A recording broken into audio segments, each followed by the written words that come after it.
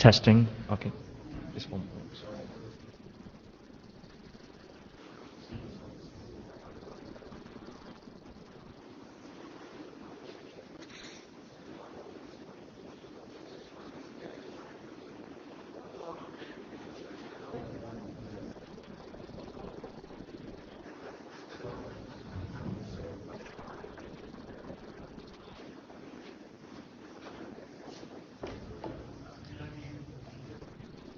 So this is SDNRG. We're going to just give it a few minutes and let people who are still on break wander in while we figure out how to use the AV.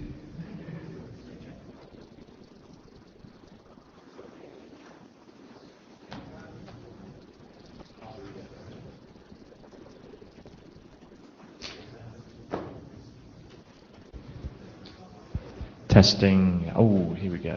Okay. Need to buy some new glasses for Dave.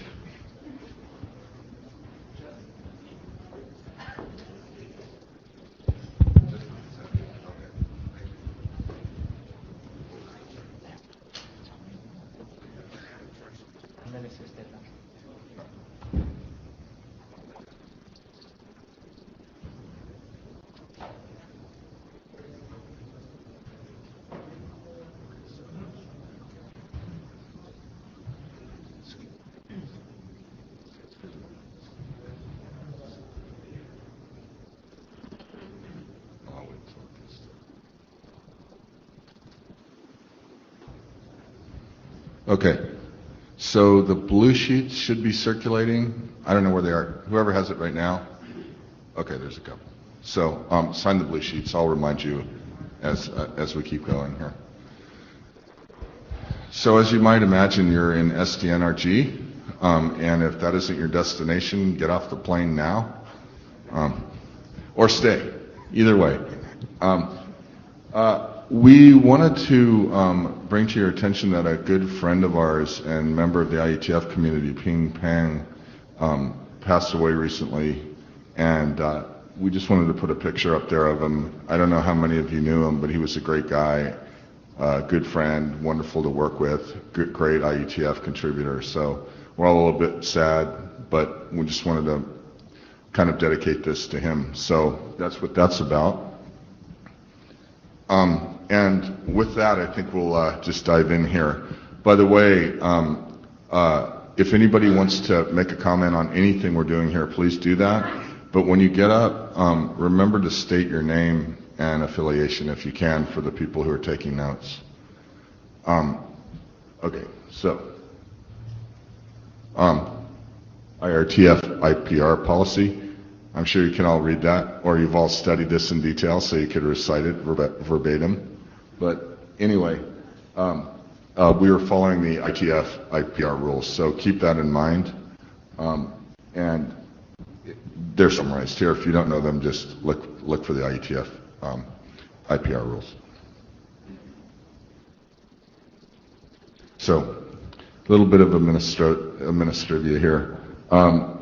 There's a picture there, or there's a URL of where the charter and wiki is. It shows you where the mailing list is, where the proceedings are. Jabber, we don't have a Jabber scribe. Who would like to volunteer to do that? And if the answer to that is yes, raise your hand. That's how you'll tell us. Not everybody all at once. Hey, I got in trouble last time for not having a Jabber scribe. Somebody help me out here. All right. Well, if we can't get one, we can't get one. We have John Hudson giving us the regular scribe duty. So thank you, John.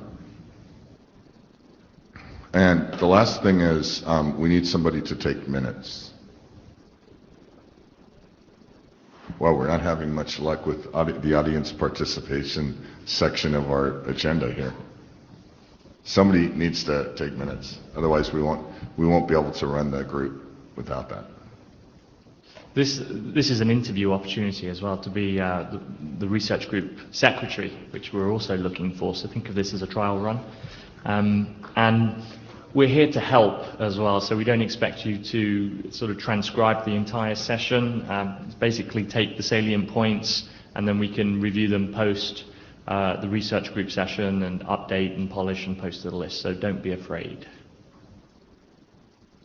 Again, not all at once.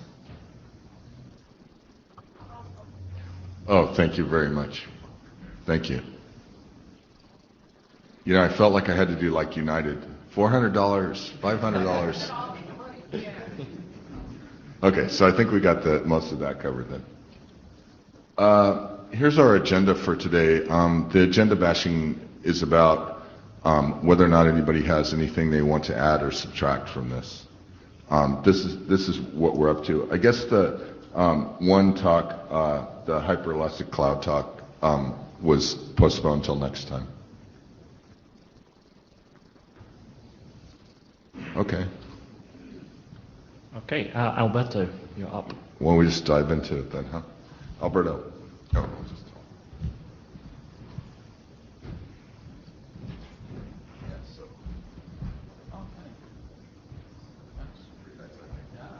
Thank you.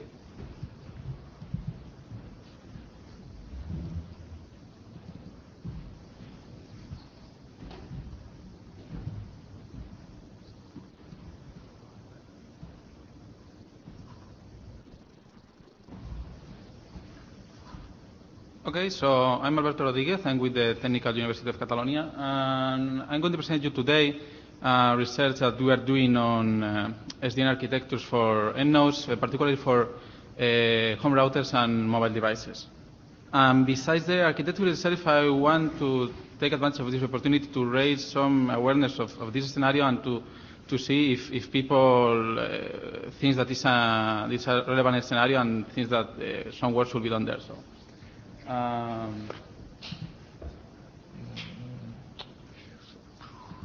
Shall you move the slides or myself? Yeah, there should be a presentation mode.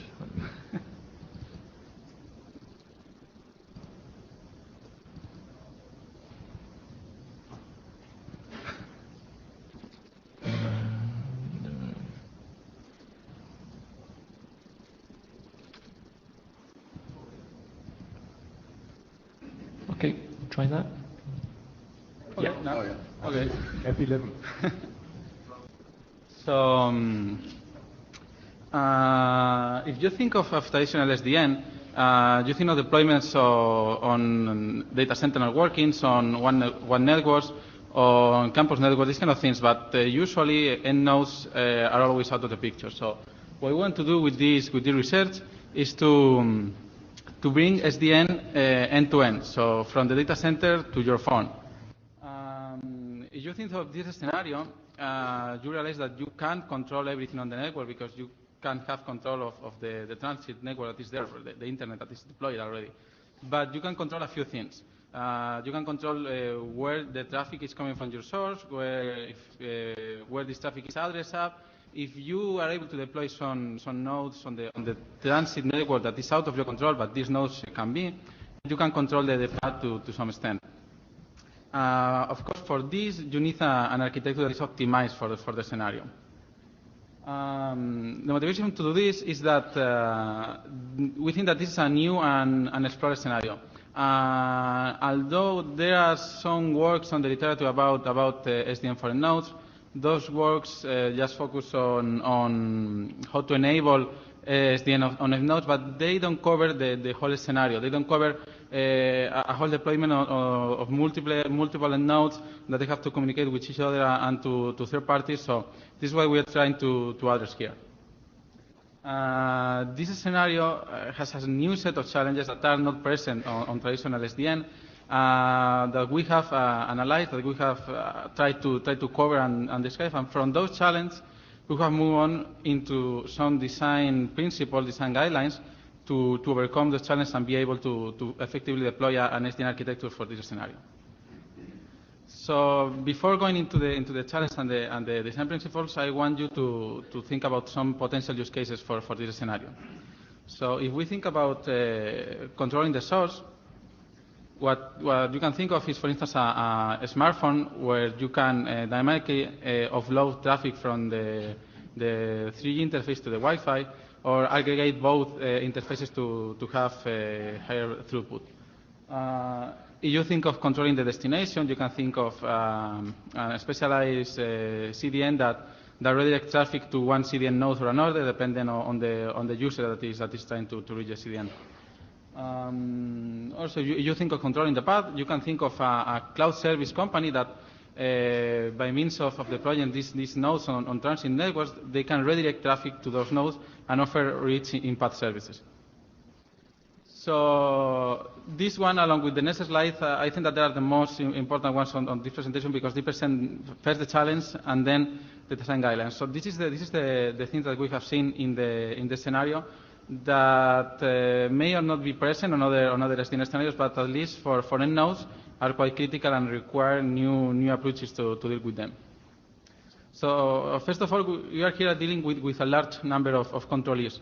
In order of hundreds of thousands or even more. And although this is not this not only appears in this scenario because SDN can nowadays traditional SDN can deal with a huge number of controllers. This challenge combined with the rest of the challenge that I'm going to present makes this especially hard for a SDN controller to manage. So another thing is that end nodes usually are scattered over the network. Even in a worldwide deployment, and other SDN scenarios can deal with worldwide topologies. But the thing is that usually those traditional SDN deployments, the nodes are located in a few locations. And in an end node scenario, those end nodes are in multiple different locations.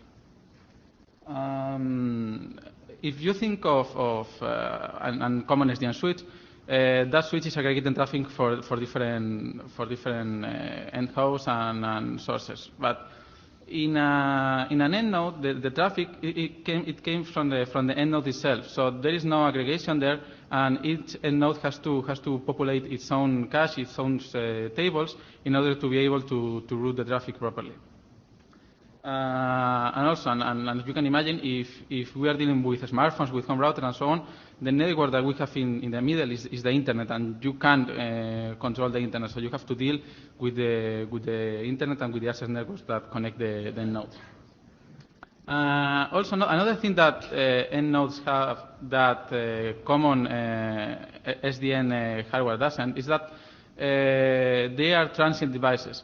You never know when a node will be available. You never know when a new smartphone will show up. You don't know when a user will decide to plug his home router. So you can't count that the node will be there waiting for your policies.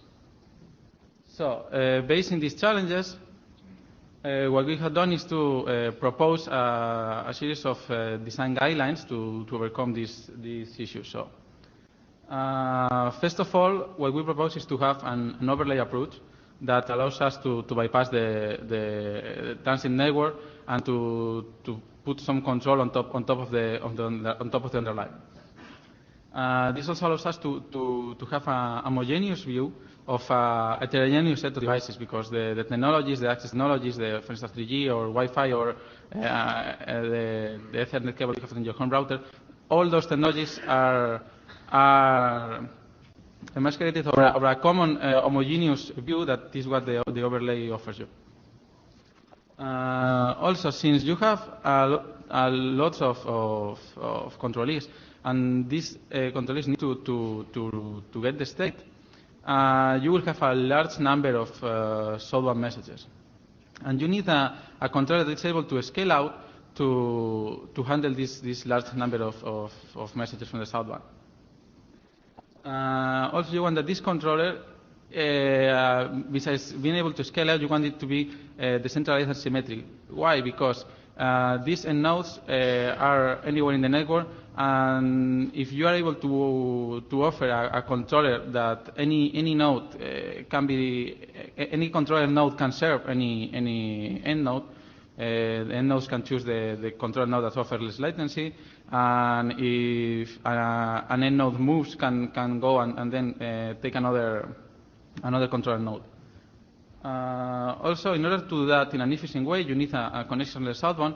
In order first to don't put so much state on the controller, given that we have a large number of controllers, and also to be able to instantiate new instances of the controller and move seamlessly end nodes to these new instances.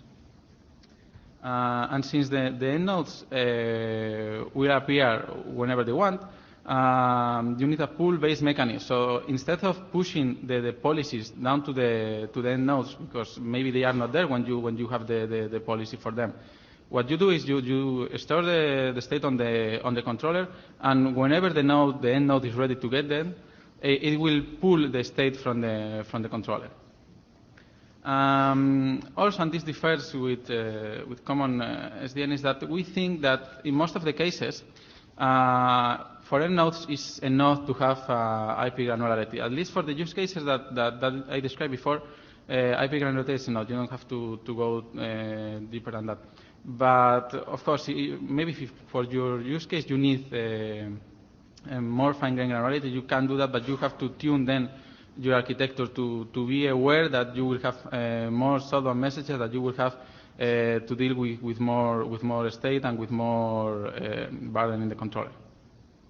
And finally, the best way to deal with this large number of controllees and with the low traffic quality that they present is to offer an intent-based norm, because in that way you don't need to define policies per each end node or per each traffic flow.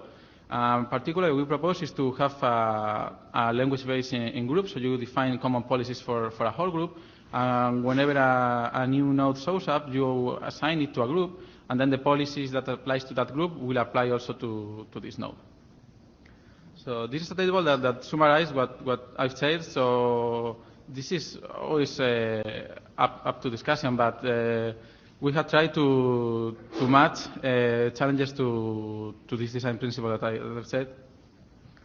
So, well, you see that to overcome the in-place network, you have to deploy an overlay. To deal with the large number of controllees, you will need a scalar architecture that allows us to deal with the large number of messages, and with a connectionless southbound that doesn't put much state, and with an intent-based norm that doesn't force you to define policies for all these controllees. In the same way for the low traffic locality, but with the low traffic locality, you can also take advantage of IP granularity. For the scattered nodes and the transit devices, these characteristics that end nodes have, you use a decentralized and symmetric controller with the connectionless southbound, and in the case for the transit devices, you also want to have a pool-based mechanism. So this is just an overview of the architecture that we envision. I will not put much effort into the details here, and if you want details, you can come and try to reach me afterwards, because we have things in the architecture, and I can give you the details of how everything works, right? But what we propose is to leverage on a controller that has a network interface based on Cassandra. So we take advantage of all the effort that the database people have done and all the research that is in the database world. We use the Cassandra database to store the state, and we put controller nodes decentralized and symmetric that access that state on demand based on the request from the southbound. We use a zookeeper subsystem to manage these nodes among themselves and to coordinate them, and to decide when they have to instantiate a new node, and when the load is low, they can destroy an instance, and so on. For the normal, as I say, we use an intent-based language, and for the southbound, we propose to use a first netconf for the bootstrap of the end nodes. Netconf is connection oriented, but what we do is that when the node shows up, it connects to the controller through netconf. Netconf provides the initial configuration, and once the initial configuration is there, the node disconnects the netconf session and uses the list protocol to retrieve the state of the man. Using list, you don't have to keep a connection with the controller, and you can pull on demand the state whenever you need it, and from wherever you need it. And finally, the end nodes are in the share overlay that provides an homogeneous view of the data plane.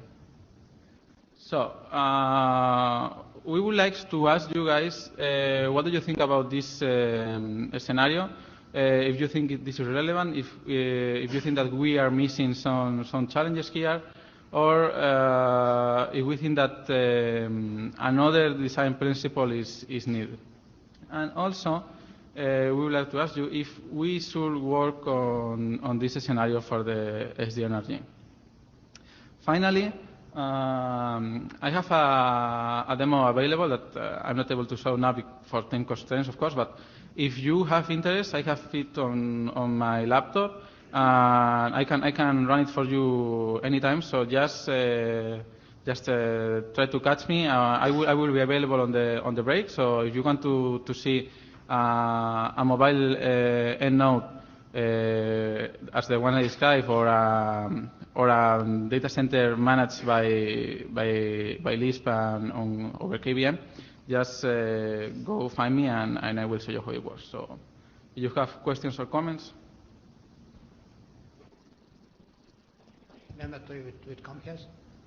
So two questions. One of them is you don't mention availability. I assume it will be one of your bullet items to pay attention to.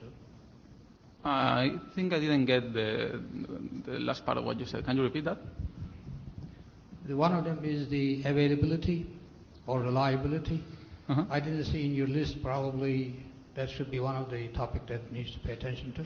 Yeah, so the availability on the controller part is ensured by Cassandra, by the Cassandra mechanism. So we leverage on the mechanisms that are already there. So we don't propose anything new.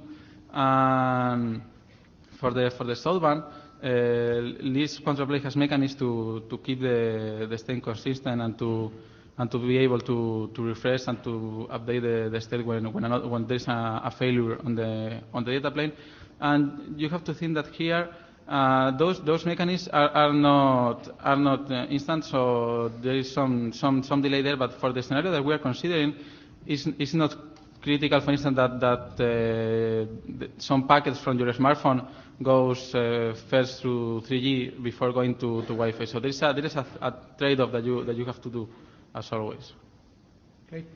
The other question is just clarification. I don't know why you want to add the Lisp on top of the netconf. No, it's not. Can you clarify that? Yeah, maybe I didn't explain myself well there. We are not using Lisp on top of netconf. So we are using first netconf to provide the Lisp configuration for the EndNotes. And once that is done, we close the netconf session. We don't use netconf anymore. And from that point on, we only use the Lisp control plane. I see. Okay, thank you. The last one is, in the northbound, you have intent-based API. So now I'm assuming that you have orchestration at the top, then you have intent-based APIs talking to the orchestration. Is that what you're thinking? Yeah, basically that's some of the idea, yeah. Hi, this is Bhuvan from Verix. This is regarding your overlay approach of taking traffic to the controller over the transit network. I think it may introduce a performance overhead. Maybe one approach to solve this or to bring in the homogeneous view is that you still can have a controller managing different network domains, and you can enable a controller federation so that it can provide you a homogeneous view to the application. So that is one thing I thought of sharing. You can even consider that. Okay, yeah, you made a good point. I like to think of this some sort of the federation. Well, it's not a federation, but you have a distribute controller on top that you scale out as much as you need. So it's like it's an inherent federation within the different controller nodes that you have deployed. Yeah, it's a matter of performance overhead is what I'm concerned about. Yeah, probably you can think about. It again depends on the network size, the transit network size, so it shouldn't introduce additional overhead on the performance while steering the traffic is the points. Yeah, absolutely. That's correct. So using an overlay always increases a bit the latency and overhead in in the data plane, but it's a trade-off that we think is worth to make for this scenario. So, this is Diego Lopez. The situation is that this is precisely when you mentioned the overlay, you was, I guess, replaying what I was going to ask. It's precisely that since you require a tight synchronization among the different controller instances, you were assuming that the data planes was completely uniform. I mean, there was no heterogeneity between the different sections or segments of the data plane, right? From a logical point of view, there is a homogeneous view of the overlay of the data plane. Yeah, but you don't need that the data plane actually reacts in an homogeneous mode. So they can react or behave as they want, and the controller will be able to handle that. But since you have all the controller instances are coherent. I mean, you're using the zookeeper just to keep the same rules everywhere, right? Yeah, but not all the controller instances will have all the state. So we put the state on Cassandra, and then you can replicate. Actually, you can tune Cassandra to replicate over the number of nodes that you want to. So with this architecture, you support different behavior in one of the corners of the networks with respect to the other one, or? Yeah, because the state is available from any point, right? So the only problem that introduces is the latency you have to retrieve the state. But we are dealing here with a scenario that can assume a certain level of latency. So yeah. Anna Flint from Nokia. I'm wondering why you chose Lisp over OpenFlow. Lisp is a tunneling protocol. OpenFlow is a control protocol. Yeah, that's a good question. We use Lisp because actually we are not saying that the architecture that we propose is the only one, or that the choices that we made are the only one possible. You can deploy this also with OpenFlow if you want to, but first Lisp is connectionless, something that OpenFlow is not. And even though that you can use OpenFlow in a pool-based mode, right? So when you have packet in, you send it to control, whatever. Lisp is more oriented into be a pool-based architecture. So we are not saying that Lisp is the answer. We are saying that Lisp is an answer, right? Okay, thank you, Alberto. So next speaker, please.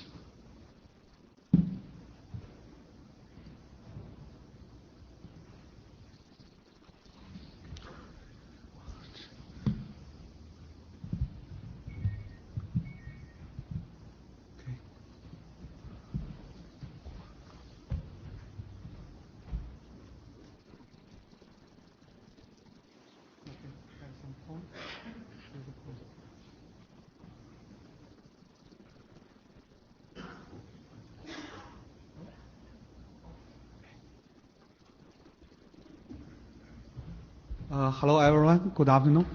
This is Zhenbin, English name is Robin. So today's the topic is inter-SDN in seamless MPRs for mobile backhaul network. Okay, next slide. You have the power. Okay. Okay, I think this is some of the background introduction.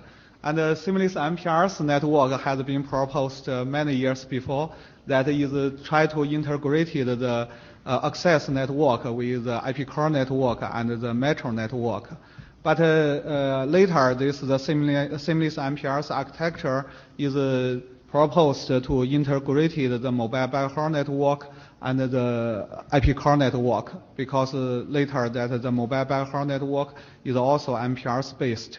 So when this mobile backhaul network is integrated with the IP core network, so there are many the huge nodes in the network, and the scalability is a very big challenge.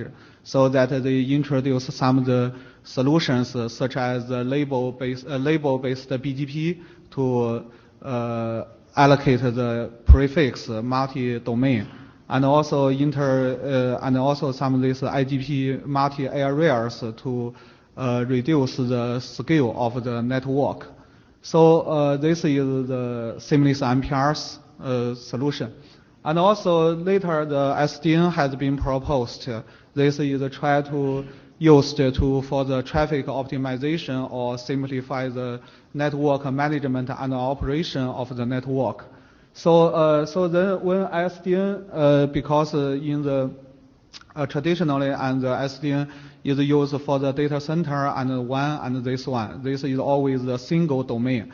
But when the controller SDN is introduced in the seamless MPRS network, because it has multi-domain, maybe has IP core network and the mobile backhaul network, you cannot use one controller for the whole network. So there must introduce the multiple controllers, the architecture to solve the possible issue.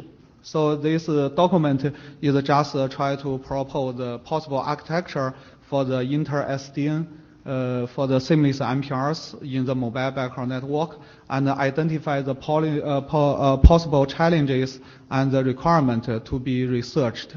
Okay, next slide. Oh, sorry. I always forget my power. Okay. I think this challenges that is the first is from the architecture. I think this is because this is a larger scale network. According to the original, the seamless MPRs is said that is must take into account the scalability of the thousands, 100,000 nodes in the network. So that is the scalability is a very big challenge. So the SDN architecture, we must think about the possible the hierarchy SDN controller architecture or the peer this SDN controller architecture. So this is we say because of the multiple controller, we must think about the scalability of the controllers. And also that is because there are multiple controllers, so how to divide the different functionalities in different controller and the different layers of the controller. This is also must be taken into account. And also that is the different controller, they have the orchestration because of the multiple controller, the different functionality, how to interworking together. So this is also the possible challenges. And also that is because this is why we use the inter-SDN for the seamless MPRs, both mobile backhaul, because they wanted to do the end-to-end the traffic optimization, because they have the multiple alternative paths in the network, so it can have a better choice to satisfy the quality of the service of the mobile service. So this is the but when seamless MPRs introduced, so we must think about the inter-domain the traffic optimization. So this when the SDN is used for this purpose, so that is the following things must be taken into account, and also this related with the algorithm. The first one is the topology abstraction. So that means how to abstract the topology in the different layer, so that is make the less information in the up layer, and the down layer they have the detailed information. So this is how to abstract the topology. This is algorithm specific. And the second one is the end-to-end traffic optimization, because there may be multiple the underlayer controller for the optimization, and also they have the super controller for the end-to-end multiple end-to-end the traffic optimization, how they can work together. So this is this is the third one is just also based on this one, the optimization, how it can be interworking together. Okay, and also in the architecture, we will go on to identify the requirement which is lack in the existing solution, because in in a larger scale network, we must base on the control protocol, such as the existing the IDP, BGP, or the PCE, such as the protocol. But these protocols, when taken into account the inter-SDN architecture, so we can identify the possible requirements and the new requirements for these traditional protocols. Okay, next slide. Sorry. Okay, this habit.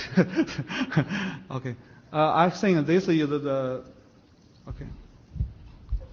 Okay, this is the inter-SDN. The architecture is the introduction. Okay, so here we identify this is the seamless MPLS network. Here? No? Okay, so here is the seamless MPLS network. So here we can see has multiple IDP area, and here we have the ABR, so that they use the BGP to span multiple domains. So this is the larger scale seamless MPLS network. So when we think about the architecture, we have comparing the different models. The first model is the hierarchy model. That means the supercontroller to control one domain, different domain. And it is a supercontroller that is to set up the connection to each supercontroller. And in this the architecture, there's no connection between the supercontroller. So this is the pure hierarchy architecture. And another option is that you use the peer controller architecture. That means the connection will be set up between not only between the supercontroller and the supercontroller, but also the connection is set up between the supercontroller. But finally, we, according to our analysis, we think the hierarchy is better. I think that because if the peer model is introduced, there need the full mesh connection to be set up between the subcontroller. There will be proposed scalability issue for the controllers. And also we think this is like the star model, this hub spoke, like this the model is introduced. So all the information can be reflected through the supercontroller. I think this is also the traditional way for the BGP route reflector. So we think this hierarchy architecture does work. Okay, and then this is the different components is identified, and the functionality is divided in the subcontroller, supercontroller, and the orchestrator. Okay, and here is the subcontroller. Subcontroller has detailed topology information for each domain. So this is for the subcontroller. And also it be responsible for the traffic optimization for each domain. And then the supercontroller for the subcontroller need advertise the topology information to the supercontroller. So the supercontroller has end-to-end the topology information of the whole network. Yeah, I just want to ask a question. Yeah. Before you go. So does the supercontroller have all, like sort of the union of all of the information, or does it have some abstraction? That's my first question. Of all the ones below, the subcontrollers. And then the second one is, have you thought through the CAP theorem kind of implications of the distributed system that's kind of implied by all of this? Okay, I think regarding this, the first one I will introduce later. That is when the topology information is advertised to supercontroller, it need abstract information is to advertise from the subcontroller to the supercontroller. Yeah, or else there's no that is make no sense of the hierarchy because there's no abstract. So that's my point. Okay, but regarding your second point, I'm not. Okay, well we can take that one offline. Okay, yeah. Okay, so this is the supercontroller, and also that is this another is the orchestrator, because in the in the network, in order to the run of the network and the supercontroller need the configuration and also the BGP and the IGP VPN like this one. And we also need some of the orchestration between the supercontroller and the supercontroller. So here we have the orchestrator. It can provide the intent-driven the method to deploy the possible configuration to simplify the network management. Okay, so here we introduce the possible procedures. So, okay, I think the first is each domain. That means the each domain is the traffic optimization. The second one is the end-to-end traffic optimization. The third one is the end-to-end service provisioning. And the last one is the auto discovery. Okay. Okay, I think this I have introduced because we identified that the IGP and the BGP link state can be used to collect the network topology information for each domain to the subcontroller. So I think when do the traffic optimization, that the subcontroller act as the PCE server. So it based on the collect the IGP topology information, so it can do the path optimization, so that it can implement the traffic optimization. Here we propose two cases, and this is the two cases is the PCE. The first case is the PCE initiate the new path calculation. So the path will be sent to the PCC to re-optimization the existing tunnel. The case 2 is the PCE initiate the path calculation and set up. The new LSP will be created in PCC without the tunnel configuration. Because this is the difference is because the currently that the MPLS-TE is based on the network configuration. But now that the PCE initiated LSP has been proposed, so the LSP can be triggered set up through the PCE without any network configuration. So this can simplify the network management.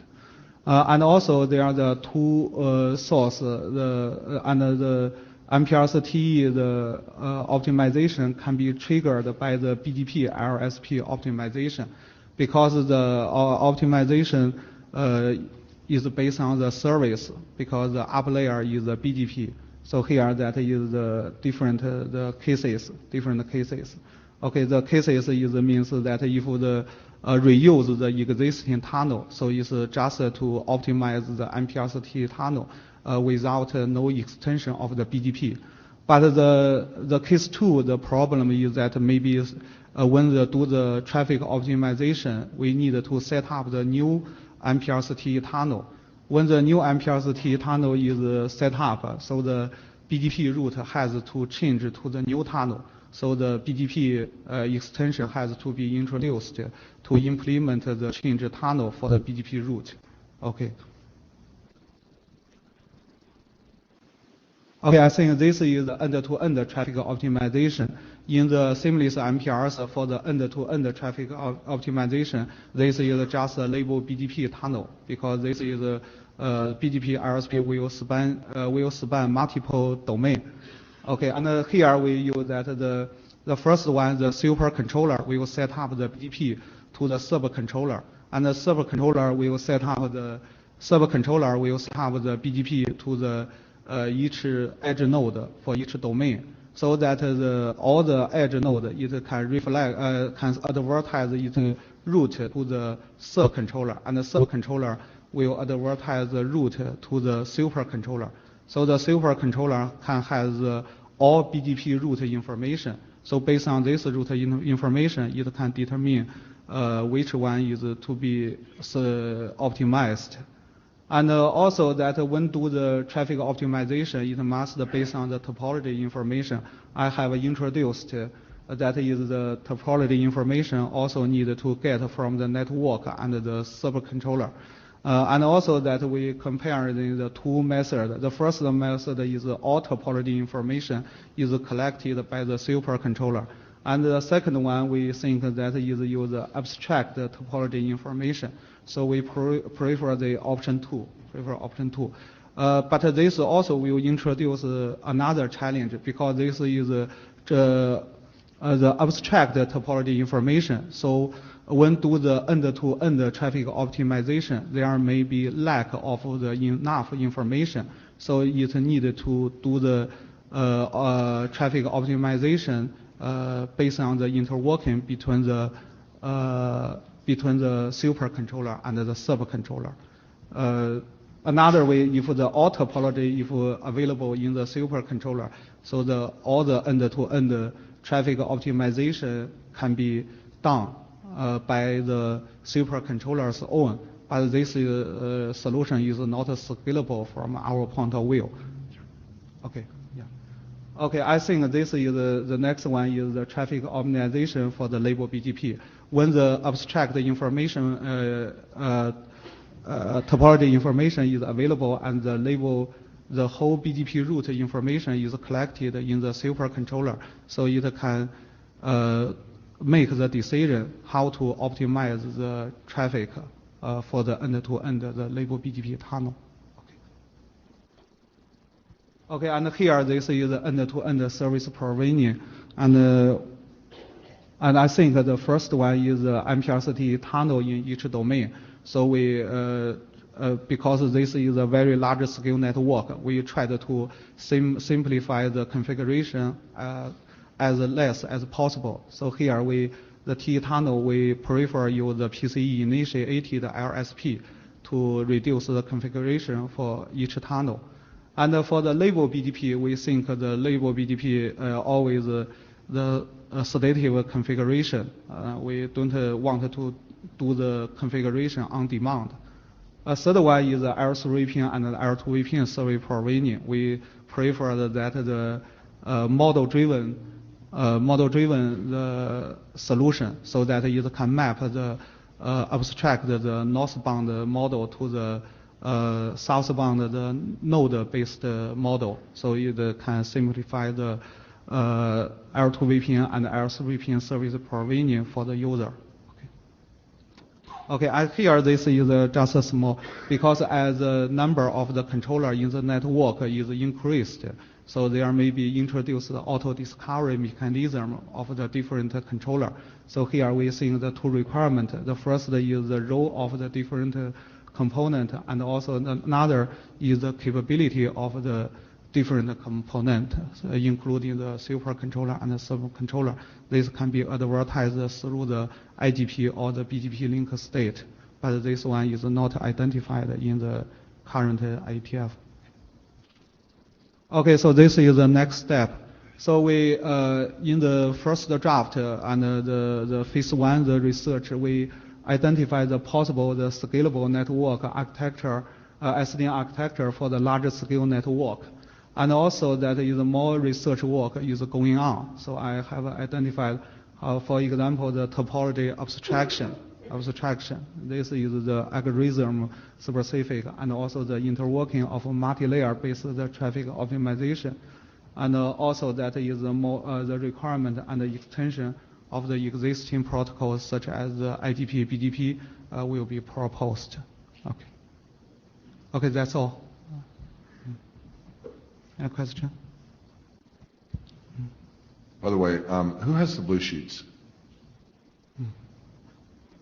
If you haven't signed the blue sheet, raise your hand so we can route them in your direction. Okay. Thank you. I guess we have time to take one question. Right? Okay. Please. I'm at with Comcast. You certain architecturally you can have subcontrollers and the supercontrollers and so on and so forth. But certainly I'm not too much enthusiastic about having too many layers to deal with. What is your thought? When do you think you will really need a supercontroller? And when I look at your diagram with subcontrollers like a per node basis, am I misinterpreting what you have? So give me some ideas. Why do you think when you need the supercontroller? Okay. Okay. I have introduced this idea in this one Because if we want to use if we use the server controller, this is only one layer architecture. But because we have some of the end-to-end traffic optimization, so we have to set up this full mesh connection between the server controller. So this is as the number of the server controller increase, so there may be proposed scalability issue. So that in order to solve this issue, we use the supercontroller. So this is the two-layer, the architecture that can always, the information if we need to exchange between server controller, it always, this goes through the supercontroller. So this is our point of view is for the scalability. Yeah, this is the reason. Yeah. Okay, one more question, if it's quick. Yeah, that would be you at the mic. Where? I'm from Nutcracker. The router between the two domains, the ABR1, for example, it has two subcontrollers. So which one will configure the cross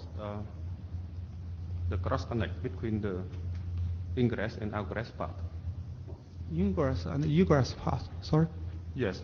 So some routers are gateway between the two domains. Yeah. So what controller will configure the routing for it to cross connect the? Okay. I got your point. In fact, in the seamless MPRs, I think this need some the background knowledge, because this at the beginning, so that is the seamless MPRs that use the MPRs, the technologies is set up the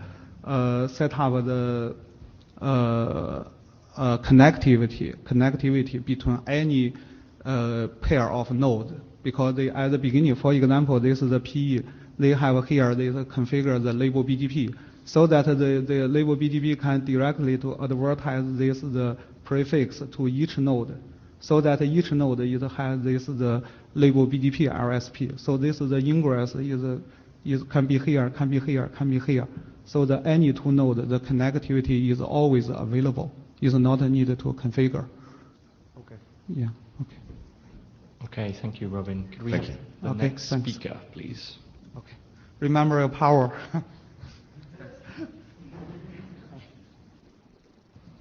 Who's next?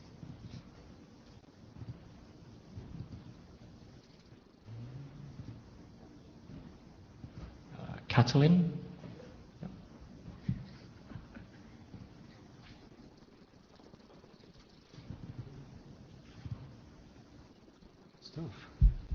Okay. Great. Thank you. Good afternoon. My name is Catalin Meirosho. I'm with Ericsson Research in Sweden. And I will be talking about some joint work that we do together with two research institutes in Sweden as part of an EU-funded research project. When we look at the monitoring today, we realize that we've defined in different standardization for us a lot of tools that are very nice. They have been crafted for providing particular levels of details, and they've been attached to a whole bunch of handles that were very well optimized so that they are operated manually. And the issue with this is that when the need for monitoring scales with hundreds and thousands and hundreds of thousands of nodes that move around in a software-defined infrastructure, these type of handles don't allow us to have a very flexible control over the nice monitoring functions. The other issue is that we have a scalability problem with respect to how to disseminate information out of this network functions, network monitoring functions. The work that we are doing, it's part of an EU project called Unify. This is a project that has a few operators, a few vendors, and a few research institutes and universities in it. And we work to increase velocity of service introduction. And we also develop a set of novel observability and verification features And the presentation today is going to focus on the observability features. So the first thing that we try to do in this project with respect to observability is to take a split architecture approach for defining monitoring functions. And the way we take that split architecture approach is to have a concept, so take the concept of a universal node that we have in the project, and you can imagine that a universal node, it's a fairly big server, a lot of CPUs, a lot of network cards installed in it, maybe some acceleration features, with everything managed through this universal resource manager. And inside this universal node, there is a virtual switching environment, and there's a VNF execution environment. From a monitoring perspective, what we would like to have is a local component in the data plane that provides, for example, access to counters. It also provides low-level monitoring actions, such as inserting probe packets into the data plane if need be. Then, on the local control plane, which can be placed either in the VNF execution environment or together with a universal resource manager of the node, we perform a set of actions that are, for example, aggregation of counters and inspections of the local observability point components. We will do node local analytics and management of the monitoring behavior. And overall, there is a control app that would do this management of the monitoring behavior for wider set of nodes. Now, in order to have these features at the local data plane and support the control split, then we need advanced programmability features that should be available. And in terms of more generic requirements, what we need is access to deploy and implement the data plane monitoring components that we want, more expressive programming capabilities. We need better scalability for the way we disseminate the information that we collect from these monitoring functions, and we need an easier way of integrating with information consumers. And these information consumers, they are no longer just a network management system that takes information out of SNMP, is no longer only the OpenFlow controller that reads counters through the OpenFlow protocol. These information consumers could be any kind of virtual network functions. They could be other monitoring functions. So I will start by telling a little bit of what we've done in order to address the scalability of the information dissemination. And what we've done is to work on defining a monitoring bus. We realized that there is a lot of work done outside in the community on defining very efficient buses that actually take this feature. And there are a lot of advantages of choosing something like ZeroMQ for this task.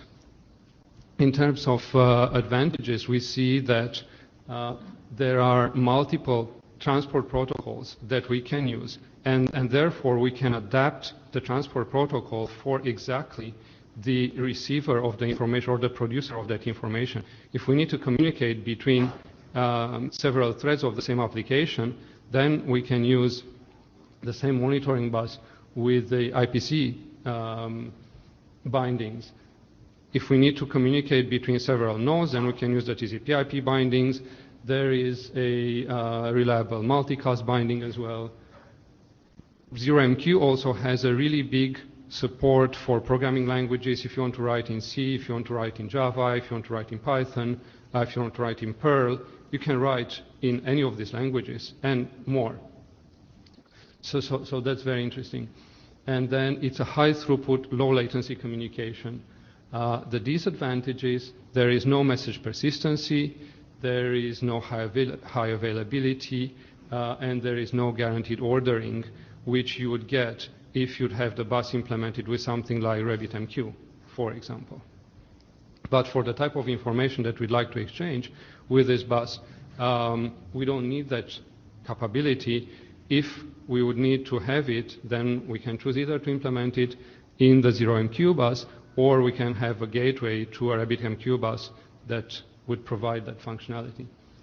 And the way we implement it in Unify is to define a set of a hierarchy of brokers, and these brokers, all of them connect to different types of 0MQ sockets. A dealer, it's a 1-to-N communication socket. A router, it's an N-to-1 communication socket in 0MQ. Within a universal node, we can use an interprocess communication between some monitoring functions, between several universal nodes, or between a universal node and the orchestration, we can use TCP/IP. So what we've done as part of the Unify project is to define these brokers and a fairly simple routing algorithm that is quite scalable. Now, as an example of a different type of monitoring functions that requires some more advanced programming capability but can provide additional information if additional features are present in the data plane, I have here a function that actually uses two counters for the first and second order moments. So meaning so for the first and second statistical moments for link utilization, the way it was implemented is that in the virtual switching engines, we have the reading of the counters. In the local control plane, we have a set of modeling capabilities, and then a control app does the link utilization. Now, in terms of what is the use for this type of functionality, we could estimate, for example, the risk of congestion. And the graph here shows the risk of congestion on a link. It's a 1 gigabit link from a network in Sweden with a trace that was 9 hours in terms of length. And with a 5 minutes estimate at the modeling level of the function, we're able to predict quite well 300 milliseconds congestion intervals in the on the trace on this link. So with this type of function, we don't need to read the counters n times. We just need to read it every 5 minutes or so from the estimate. So we are able to cut significantly the traffic that would be needed to estimate the same type of parameter just by reading open flow counters or SNMP counters directly from the port. Going to the next level, we will need to connect the information that is provided by monitoring function by monitoring functions with orchestration and with the controllers. And this is a very generic view of the Unify architecture that my colleague Robert presented in the SDNRG in Hawaii. The architecture has an orchestration layer and a set of controller adapters and a set of controllers at the infrastructure layers for compute resources and for network resources. And what we are doing is to define as part of the reference points between different layers in the architecture a set of APIs that take as parameters network function forwarding graphs, identifiers, and a set of metrics that need to be measured at the layer further down. And then we are able to get the performance values, set notifications, and verify a set of parameters on this architecture. So in conclusion, we think that the scalability of monitoring can be improved by using monitoring buses instead of the standard ways of disseminating information through SNMP or through the counter-related parting protocols such as OpenFlow. We believe that adopting split architecture principles for certain monitoring functions would also help with the scalability, because it limits the amount of data that is disseminated all the way down to a big management agent out of the node. And then we see the need for more flexible data plane programming capabilities that would allow us to have different types of counters implemented, different types of probe packets than the ones that are defined right now as part of the standard. And we also need more expressive programming capabilities as part of the interfaces between different layers in the orchestration and the controllers. So, thank you very much. Are there any questions?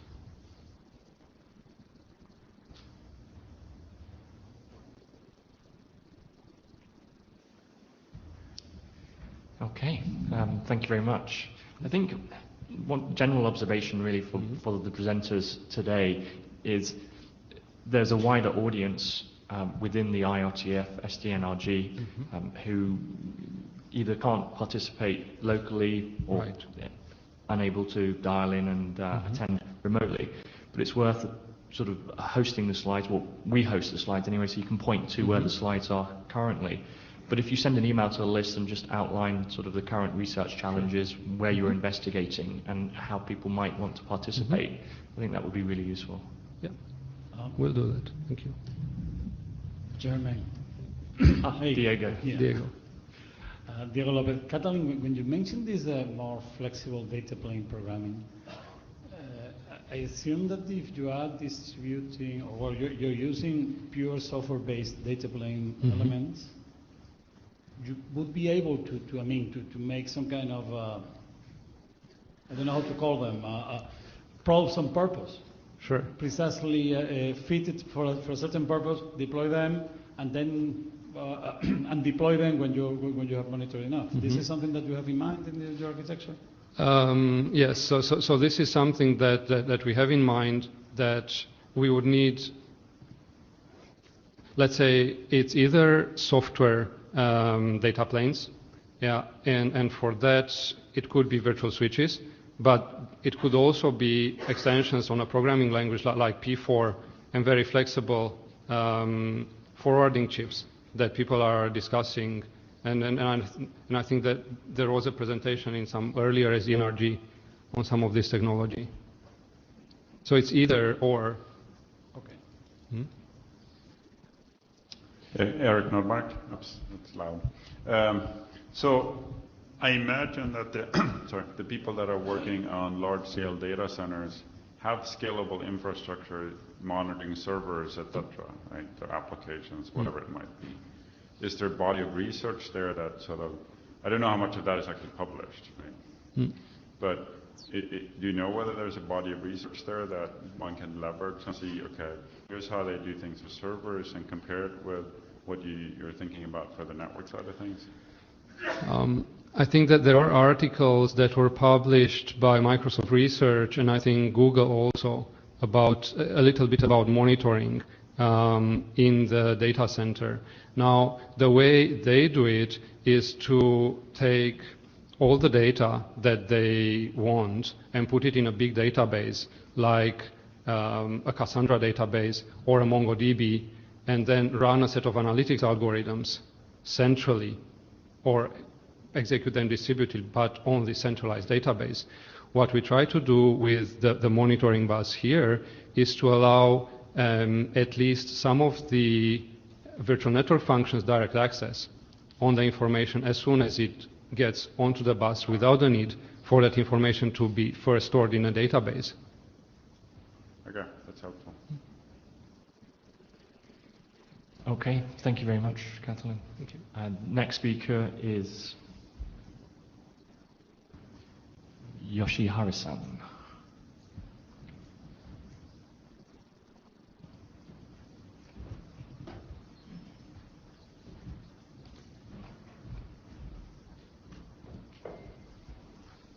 Okay, thank you. My name is Koshiro Mitsuya. I'm not Yoshihara, sorry.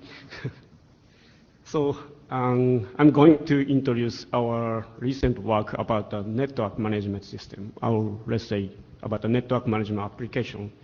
So the title of the draft is Network Configuration Web API for Bandwidth Reservation.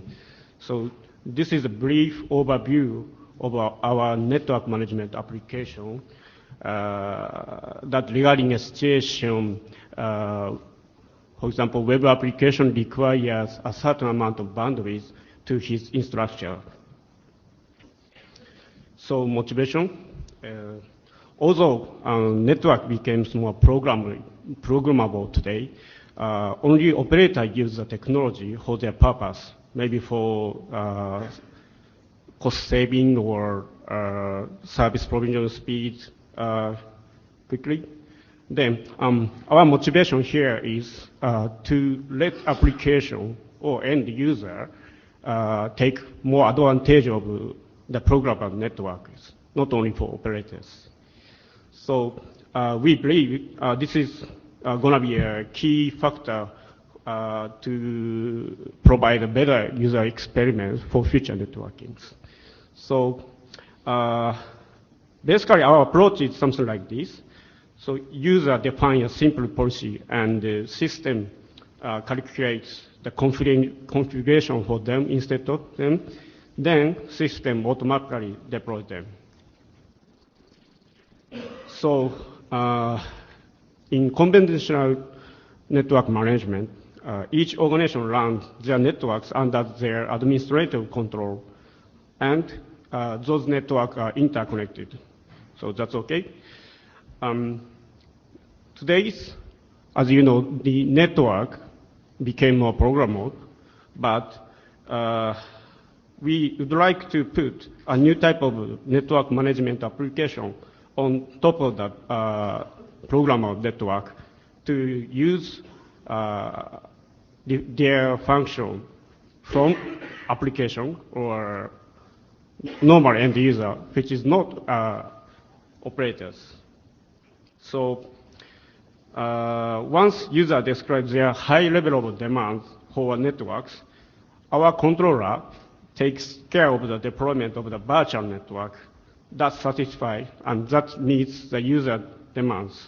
So we call this kind of operation system SVDN, Service Defined Networking.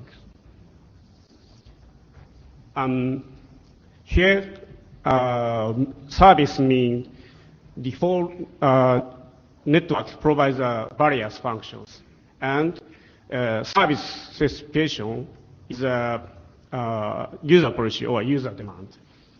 So that is concentrate or requirements for the network cases. So in SVDN, for example, app depends. I want to receive 4K streaming from YouTube. This is a service description in our researches. Then the service description is compiled to the actual network configuration automatically by system. Then the system deploy it. So this is our our world in my mind. Okay. So there's many research topics to achieve this world. Then we introduce some of them in the draft. So which is languages to describe the policies, and also web API to manage the policies. So from here, I will show you some example of the service description languages, and also some scenario how to use the APIs. So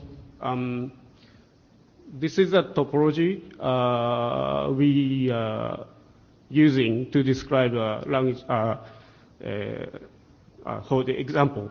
So I forget to put the note from here on the slide, but this is a virtual network that build on several physical networks. So this network described as something like this. First, we list nodes, then we describe where is a node should be located, then which node is on the same link, then what kind of service you want to receive, something like this. So with the network description, we also describe our services. Then on this example, we describe network address information, but we can skip it if you don't want to specify it. Then also here, you can describe some services eventually or consistently. So this example is for bandwidth reservation. So you can reserve the bandwidth from address A to B with 10 Mbps, something like that. So this is a scenario what we have. First of all, our controller know the topology and physical resource information somewhat. We call it topology database. Then we provide, let's say, network administration provide simple policy to configure the virtual networks. That is NDL, LCDL I presented later before. Then system calculates the actual configuration. Then system deployed. So virtual network has been deployed from user policy. Then application required, for example, bandwidth through our API. So system also calculate configuration based on the application requirements. Then this configuration also deployed automatically by system. The application now get a better path for the, for example, video streaming, something like that. Okay, so SVDN is a new type of network management application that let application or the user can take advantage of program network, SDN or NFV, whatever. So now we are developing proof of concept to confirm the benefit of system on campus networks and also commercial data center. We are using open flow NF backbone to connect them.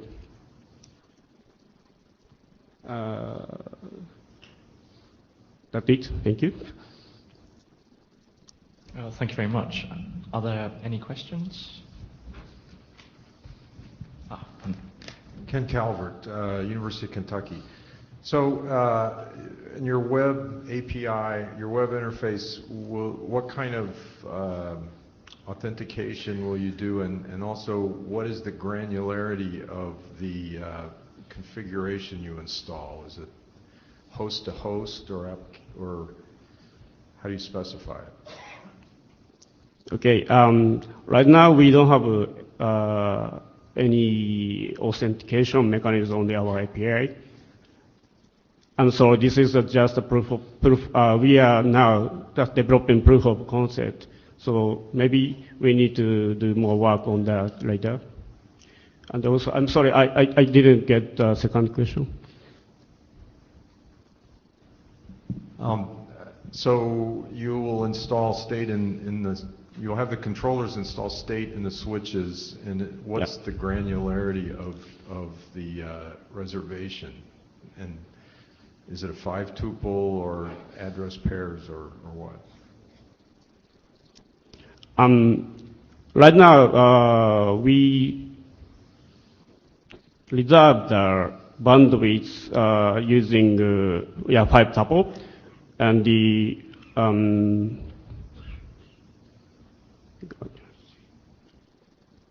maybe we can. I'd like to talk to you. Yeah, after, thank you. We're doing something similar on our campus. Okay, thank you. Okay, Robin from Huawei. I need two things to be clarified. Can you preview your slides? Okay. Okay, this one. So here, the first one, the web API, it seems only the destination. There's no ingress. It just means destination. Okay.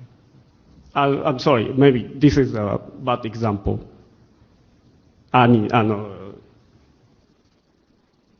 Destination. Yes, seems only destination, because I think when the bandwidth is guaranteed, maybe between one specific ingress and the specific egress. Yeah. So we need to add such information on the slide. I think this is my mistakes. Okay. Yeah. Okay, thank you very much. One final comment is there was a new working group that was chartered in the IETF, the routing area. It's called Layer 3 Service Model, L3SM. They're looking at a Yang model for describing a Layer 3 service request from a customer to a network operator. So you may want to investigate that as well. Next speaker, please. Okay, thank you. Skurong.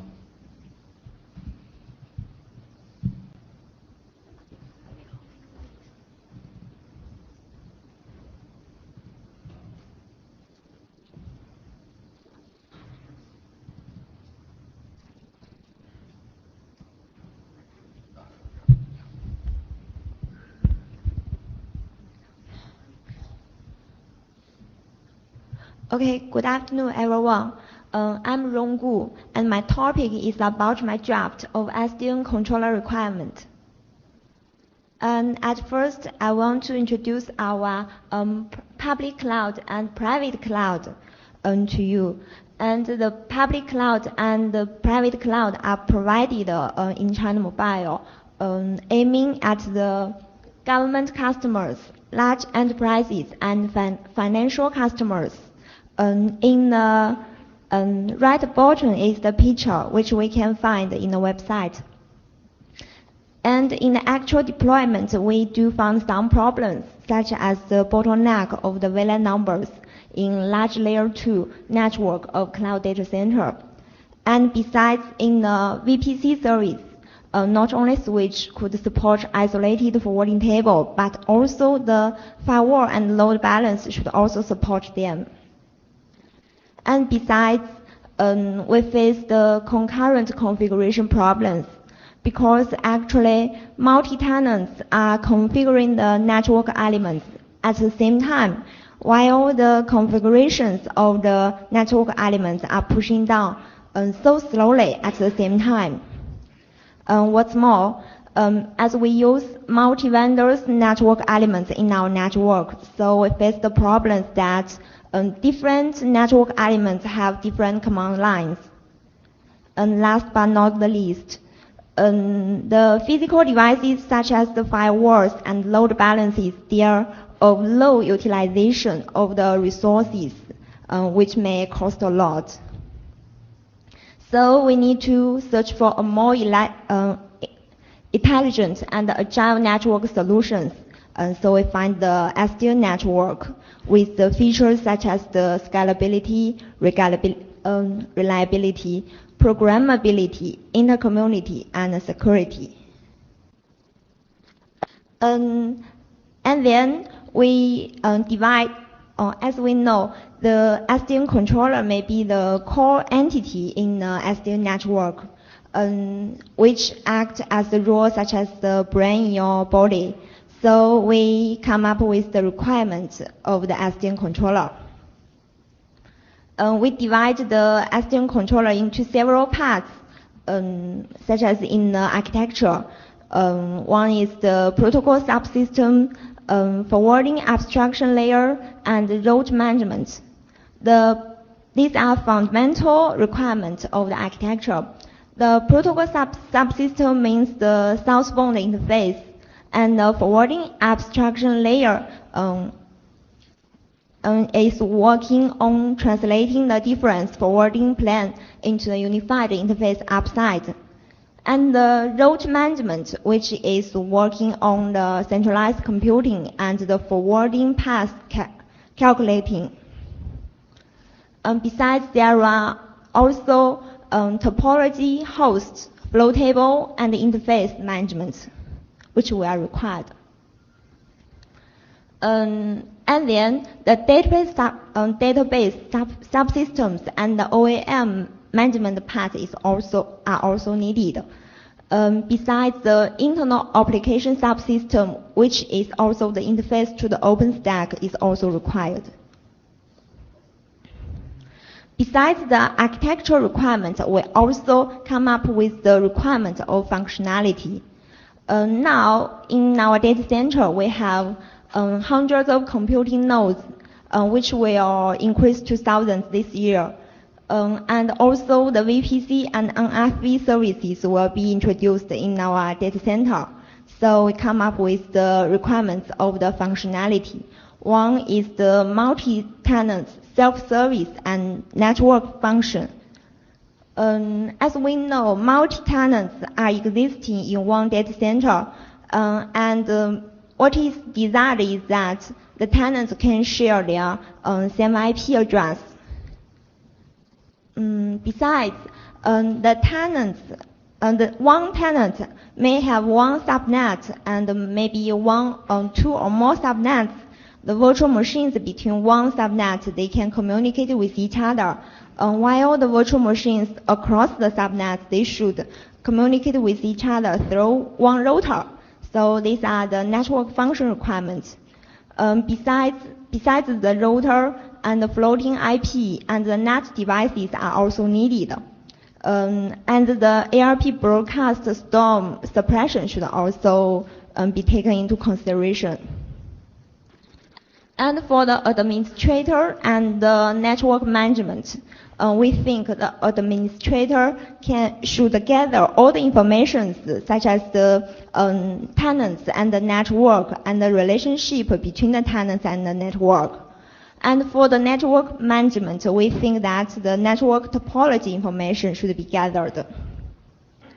Also, we think that the SDN controller should have reliability and scalability, which means the SDN controller should be reliable and scalable. About the performance of the SDN controller, we try to find some indicator values in order to evaluate the SDN controller, such as the number of the forwarding nodes the SDN controller can support, and the capacity of flow table per controller node, and the time of the forwarding table processing, and the time of establishing the forwarding table, and the standby time of controller node.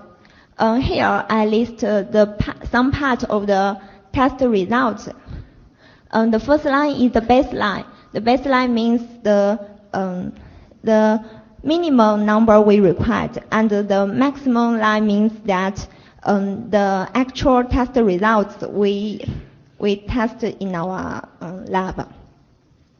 Maybe there are some more indicators of the performance we should add here. If you have some advice, you can tell me. And about the northbound and southbound interface means that the SDN controller should support the basic protocols. And also the SDN controller should obey the procedures. At last, I want to give an introduction of the SDN use case in our data center. Maybe it's beyond the SDN controller, which is listed in my draft in the SFC work group. From the figure we can see, from up to down, it's the VPC and the service chain application, and then it's the orchestration. Now we use the OpenStack, and then the controller. And in the bottom is the network elements, such as the physical switches and all the virtual switches and other devices. And when we, in our actual deployment, we found that there are some challenges. The first one is about the host operating systems. Now we use the CentOS and Red Hat in the, as the host OS in the OpenStack controlling and computing node. While it turns out to be that the Ubuntu is more mature. The second one is that now the interface of the OpenStack is limited. So the extension of the northbound interface of the SDN controller should be taken into consideration. And the third one is that in designing the architecture, we think that the service function chain should also be taken into consideration. Then about the next step. Next step, we are still keeping on researching on the northbound interface of the controller. And besides, we are focusing on the architecture combining SDN and NFV. At last, any comments and suggestions are welcomed. Okay, so we have one question. Hi, this is Bhuvan from Verix. So I have I'm sorry. Oh. Hi. This is Bhuvan from Verix. I have 3 points here. Okay. So the first is the architecture. So architecture? That you have described. This one? It is based on your slides. Okay, so this one? This is almost sort of defined in RFC 7426. So how is it different is one. And second point is you talked about the performance requirements, which is already quite in discussion in the benchmarking group about controller performance benchmarking. And number 3 is you are talking about the interface to OpenStack. So what about other interface? Are you only restricted yourself only to OpenStack cloud orchestration or to any other orchestration? So these are all 3 points I start to the first get it clarified. Okay, about the first one. About the first one is the architecture requirement. Now we list the architecture requirement according to our actual deployment. This is the basic requirement. Maybe the RFC you mentioned, we can evolve them to it. But we think this now this requirement is what we need. Yeah, I believe this RFC is already evolved from this forum itself, I guess. So okay. Yeah, probably you can have a look at it. Okay, thank you. And about the performance here, I also take part in the benchmark work group. It really helps me a lot. And I have read about your draft about the SDN controller performance test. We do think that it also help us a lot. But now we test only these indicators. Maybe we can discuss later about your other indicators, which may seem very important. Okay. Probably we'll discuss. And the third one is the OpenStack. And now, as we use, what we use is the OpenStack. So the interface, the extension interface, we are considering maybe focus on the OpenStack. Maybe later in the research we can research other the integration with other orchestrators. Yeah, it will be good approach when you try to standardize. It needs to be a standard interface, probably RESTful or things like that. So rather than just focusing on integrating with one entity, so that limits the scope. That is the point. Okay, thank you. Thank you for the suggestion. We might ask us a quick Okay. question. I'm not with Comcast. Mhm. Could you please elaborate on the limitation on the OpenStack or the northbound interface? I'm sorry, I beg your pardon. The limitation of OpenStack. Right. What issues that you came across? What limitations that you have? You mean why I should extend the interface? Yeah, because as in our service design, we think that the NFV services are also what we need.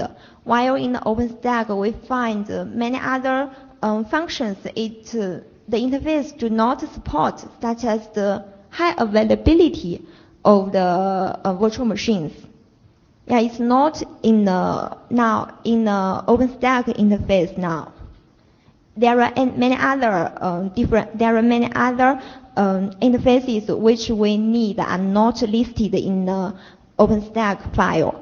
I have an Excel which detailedly lists all the interface I need compared with the OpenStack.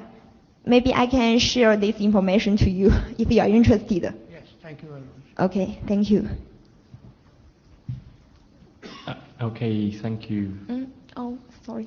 One very quick question. I was just trying to capture notes. Can you please bring this into BMWG?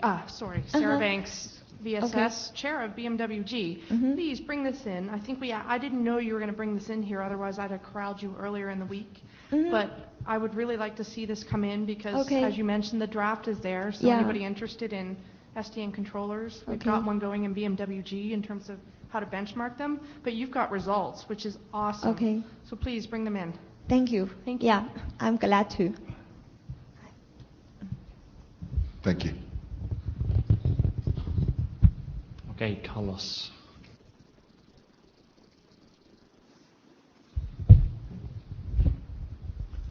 So, hi everybody, my name is Carlos Bernardos. I'm presenting this work on behalf of my co-authors, Luis and Diego from Telefónica and Mohamed from Orange. We presented the first version of this work in a past IETF.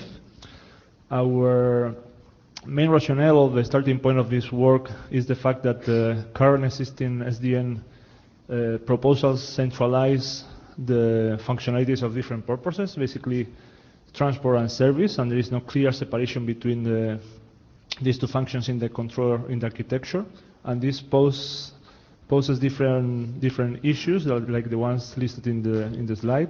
So basically, there is a monolithic architecture where you don't have a clear separation between the service, the control of the service, and the control of the transport network. That leads to additional problems like interoperability issues. You cannot easily reuse components for one service to a different services. This may also drive to vendor lock-in situations. This also makes more difficult to diagnose and troubleshoot your network. So basically, with this starting point, this problem in mind, we came up with this idea of basically creating two layers in the SDN architecture. This is what we call cooperating layer architecture. The key concept of the key idea is to basically separate these control functions of the services and the transport network. So basically the service becomes independent from the transport, although as we will see later, we will need, of course, a tight interaction, tight cooperation between these two layers. So the idea is to have this separation between two different strata, one for the service, dealing with the function related to the service provision itself, and another one, the transport stratum, dealing with the functions required for the data transfer, for the connectivity required to provide a service. This separation, functional strata, we also further compose or group this into three different planes. The control plane, which is in charge of controlling the resources on each strata, the management plane, which is in charge of managing the resources and the control plane in each strata, and the resource plane, which is the actual resources to provide the service. As I mentioned before, by this differentiation, this separation into different layers, a tight cooperation is required between both of them. Here we have a picture showing this idea of this layer architecture. We have the service stratum at the top and the transport stratum at the bottom, and the three different planes. The management and control plane of both strata are logically centralized in controllers. So we have a service SDN controller and a transport SDN controller. The main work or the main research things on this work are basically on this interface between the service and the transport, how we manage to make this API between these two controllers, and also on top for how to expose the service capabilities to external services applications. And then on the left-hand side, we have the resources. And basically, another thing I want to highlight here is that in this architecture, the service controller is kind of a client of the transport controller. And also to highlight that this may be also hierarchical, so we might have that the transport strata itself is also composed of service and transport and so on and so forth. So by having this hierarchical approach, we can also, for example, solve or address scenarios like multi-domain, as we will see later. So topics to address. I already introduced some of them in this architecture. The main topic is, as I mentioned, this interface between the service and the transport strata. And the abstraction requires to expose the transport capabilities to the services, also to transfer to notify events from the transport to the service, and the service to instruct the transport the configuration required in order to accommodate the requirements of the different services. As I mentioned before, also the means to capture the service requirements for external applications. Other additional topics to address in this architecture, well, multi-domain in the transport scenarios. Multi-domain not only in the sense of administrative domains. We may have a transport network that is composed of, to compose a service, we need to traverse different administrative domains, but even within a single administrative domain, we may have different domains, for example, because of technology or vendors, and this requires to be also addressed, something that we want to address. As I mentioned before, recursiveness. We may have a transport stratum that itself is composed of different layers, service and transport. For example, to provide an abstraction at that level that hides the fact that we have different domains below. We may have this kind of hierarchy there. Then we have the security and trust issues in this interface that I mentioned before between the different strata, and of course operation management diagnostics issues. These are also research problems that we want to tackle. In the document, we have a set of deployment scenarios. We mainly consider two families, the full SDN and the hybrid SDN environment. The full SDN environment, we also have different categories.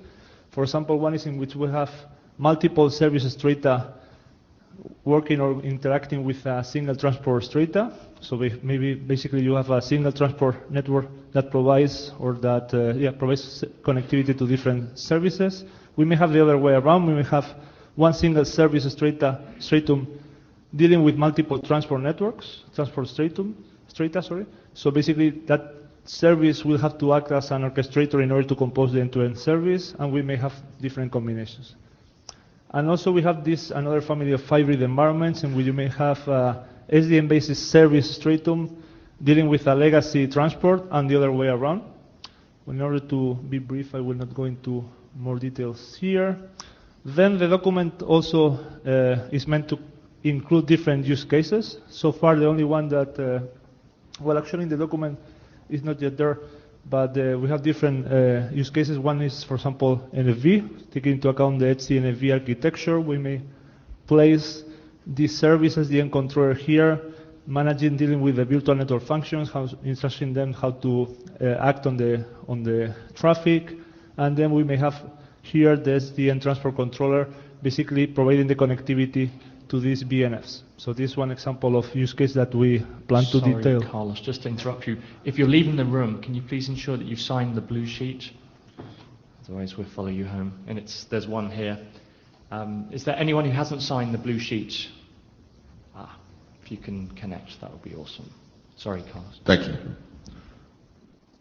Okay, so just to quickly wrap up, the next steps will be to actually get feedback from the community if you think that is an interesting topic to continue working on. For example, Ericsson Research has already committed to provide some input on the multi-domain use cases. Then we want to document a gap analysis. We have identified here some research topics to address. We need to basically see what is missing and what can be reused. Then we need to complete the documentation of the different use cases in the draft. That is still missing that part. And then work on the requirements for the interface definition, and then on the issues that we have listed before.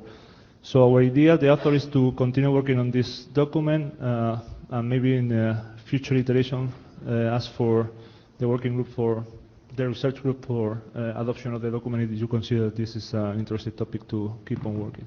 So thanks. Any question? Yeah, hi, Sandy Veach. Can you say anything about that abstraction layer between your two? What do you mean by that here? Right there? Yeah. Have you any conclusions or any information about the form of information that you would be passing there? Well, yet we haven't gone into the solution itself. So basically we want to have the means to be able to abstract here for example, the events that are required for the service in order to compose the service from the transport stratum, and the same thing for the service to the transport, but we haven't got into the details yet. This is basically an architectural document, not a solution document, so that's not yet worked out. This is Agnet Cracker. This is interesting. I have two comments. Why just two stratum transported service, not multiple layers? Because if everything is service, the lower provide capability and capacity for the upper, then we can have service on top of service. And then we need a separate management plan on the right to manage the connection between these stratums. So for the first point, well, basically the hierarchy or the recursivity is already supported by the architecture. So you may have this transport strata composed of service and strata. Yes. So basically that covers your first point. Mm-hmm. Your second point, if I got it right, is to have a management plane to manage the different strata, right? Yes. So, well, that's something that definitely we can look at and to see whether that's an interesting point. So we may have a discussion on that on the mailing list. Thanks for that point. Thanks. Thank you. Your question about whether or not this is a topic, or something that the working group might want to adopt goes to this one. So, I was going to give a talk on machine learning for SDN, but we're kind of out of time, and this is kind of something we wanted to get to for the group itself, and so I can talk to any of you about that anytime. And my slides, the PowerPoint and PDF are on the proceeding site. So, what is this all about? Well, when we started the SDNRG, when I wrote the original charter, I wrote it sort of like a IETF working group charter where there was, milestones and ideas about what the group would do, sort of specifically. And then what it turned out to have happened is that SDN kind of spread out all over the entire IETF. So as a kind of a constrained discipline, we don't have that, right? So we could induce that, but it's not that way. So basically what we've been doing is running it, as you can see from this, we've been running it sort of like a conference and less like a proto-IETF working group activity. So so as a result, we've been kind of doing this since we started. And the question that Daniel and I were having is sort of like, do we want to do something different? Do we want to try to act as a incubator maybe for IETF working groups in this area? So the idea would be maybe restate the challenges that we have, maybe even rewrite the charter, develop a work plan or some set of work streams if we can. We came up with a few.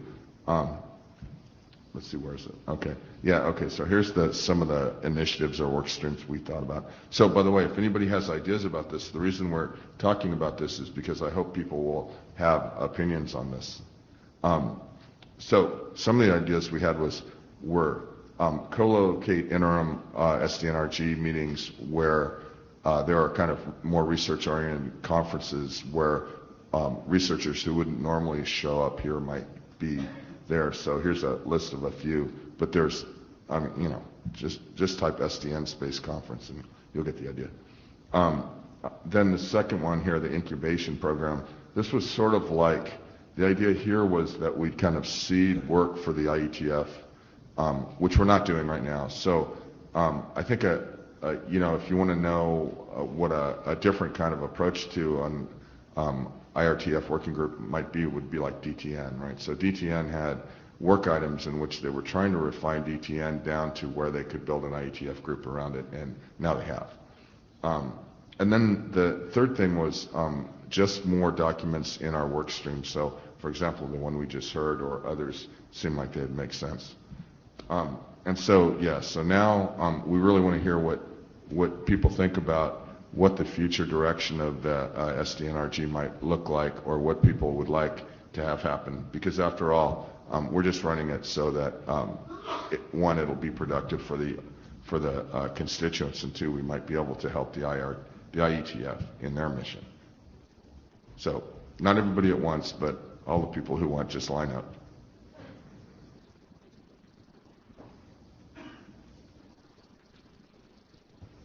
By the way, there's a third, while we're waiting here, there's a fourth thing we could do, which is just continue like we are.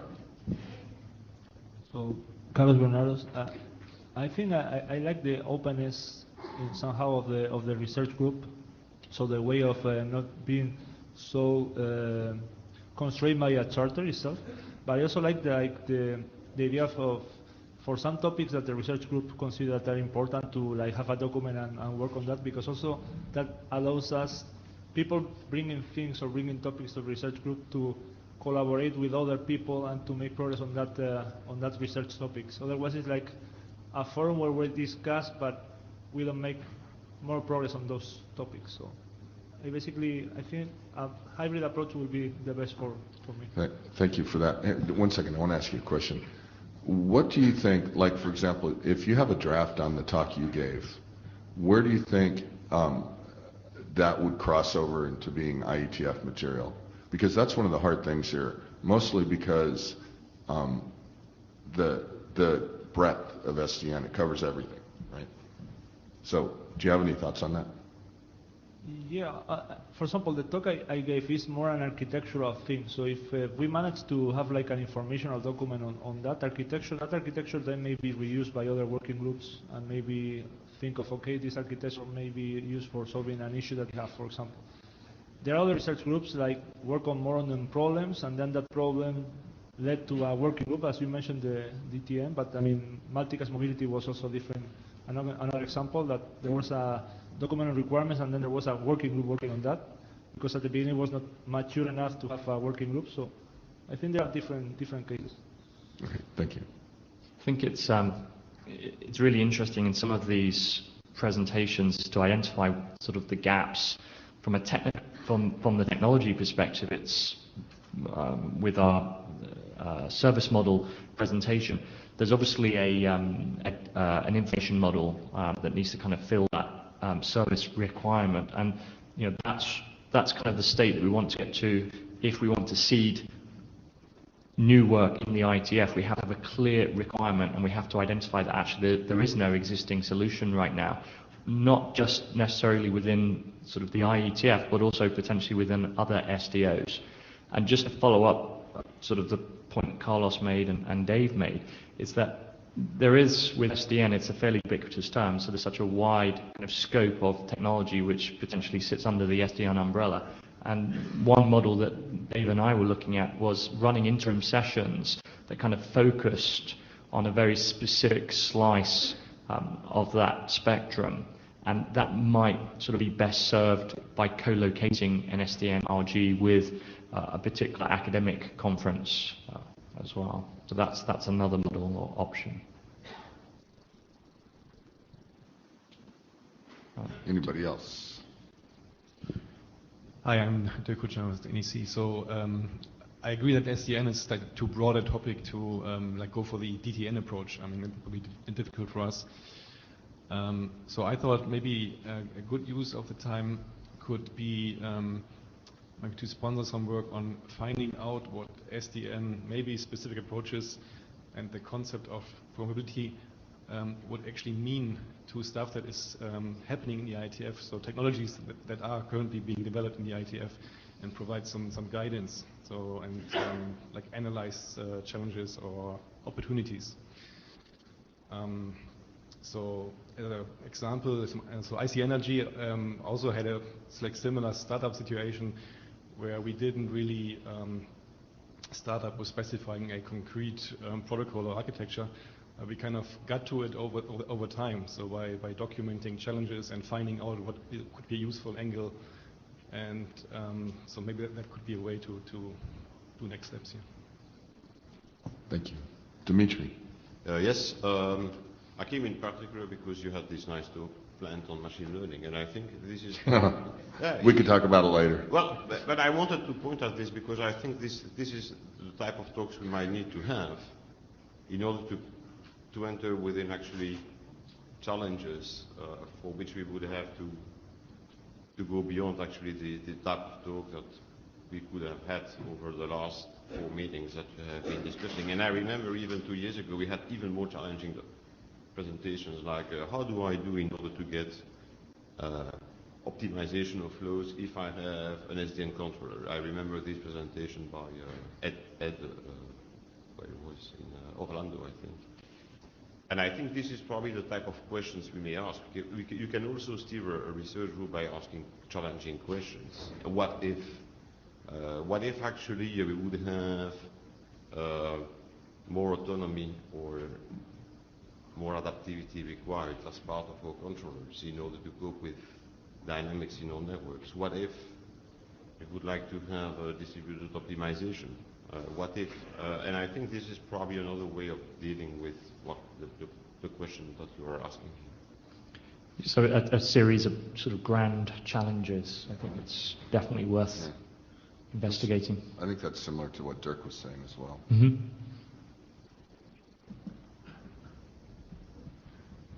So this is Raj Jain. Right. So I think if we want to do any progress, we really have to have a plan. Because otherwise what we will get is whatever grows and becomes some document. And that would be a list of weeds. So I think I'm just going to want to add to what was said a minute ago by Dimitri. What we want to have is a set of challenges, if you can make them, and then put a charter which says that this is what we want to get to, and people somehow get there. Otherwise, like conferences, there will be papers on whatever people are interested in, and I don't know whether we'll really get anything useful. So, I, understood, and that's kind of the, one of the dimensions of all of this, but I just wanted to mention that when we were starting to do this, Lars took a very, unfortunately Lars isn't here to speak for himself, but he took a very liberal kind of view of what an RG was, right? And one of the things it could be is just a place for people to come and present ideas in a sort of unstructured way, which is what we've been doing. But the reason we're kind of asking these questions is because we want to make sure if there's something else that the group would want to do in terms of direction, or if there's a more productive way to kind of help the IETF that would get to that. Yeah. So I think 5 meetings, you started in 87, you said, right? Yeah. I think 5 meetings of just collecting ideas should be probably enough. I mean, I wasn't there in any of the 4 or 5, so I don't know. Yeah. But I think at some point you should try to dive to converge it to some important problems. Thank you. I'm Frank Fitzek, TU Dresden. I like very much your point where you're saying we have to nail it down to understand what can be the contribution to the IETF, IRTF. I think this is not the only group that has the need to really ask this question to themselves. What I would also like to say is that we are working in one of the groups, in network coding research group, in a similar space where we also now, after showing a lot of research results, now ask ourselves what we want to do with the group.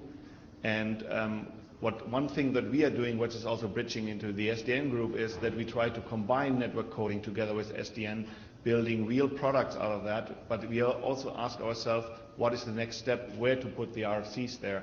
Where is the contribution to both of these groups? So I think there's one more linkage that you could put on your slides. Thank you. Thank you.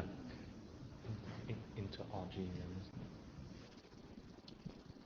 Anyone else? I guess we're sitting between you and beer. Yeah. Well, and NFVRG. NFVRG as well, yes. Okay, well, if you haven't signed the blue sheets, please do so, or whoever has them well, there's one up here. So if you haven't signed it, please come up here and sign it, and thank you.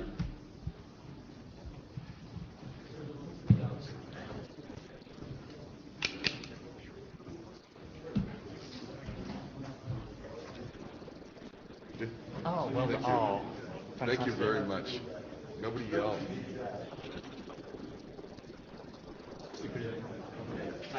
Thank you. Really appreciate it. It's those Mac. They're so unreliable. Really appreciate it. Hey, so here's something. Part of your please.